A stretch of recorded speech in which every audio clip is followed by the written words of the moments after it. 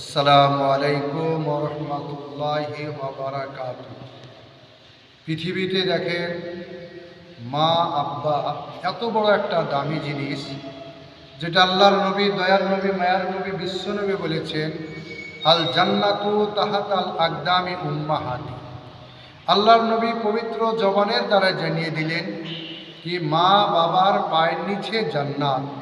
যে ব্যক্তি আব্বা মার খিদমত করেছে সে ব্যক্তি পৃথিবীতে এবং আখিরাতে কামিয়াবি হয়ে যাবে। আর যে ব্যক্তি আব্বা মায়ের খিদমত করে না, আব্বার সম্মান করে না, মায়ের সম্মান করে না, মাকে কষ্ট দেয়, আব্বাকে কষ্ট দেয়, সেই ব্যক্তি পৃথিবীতেও ধ্বংস হবে, আখিরাতের দিনও ধ্বংস হবে। তাই আমরা সকলেই চেষ্টা করব যে আব্বা মার খিদমত আমরা করব, বাড়িতে মা বাপের কথা মতন চলব, এগুলো আমাদেরকে খেয়াল করতে হবে।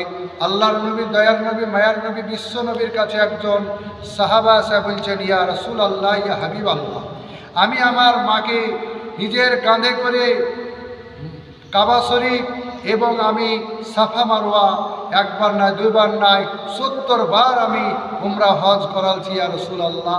তাহলে কি আমার মায়ের দুধের ঋণটা পরিশোধ হয়েছে?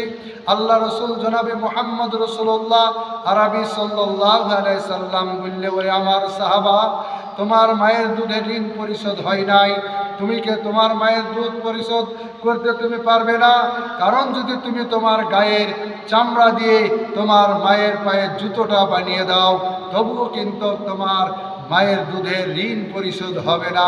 তাই ভাই দোস্ত বুজুর্গ, আমরা চেষ্টা করব আমরা সকলেই আব্বা মায়ের সম্মান করব, আব্বা মায়ের খিদমত করব।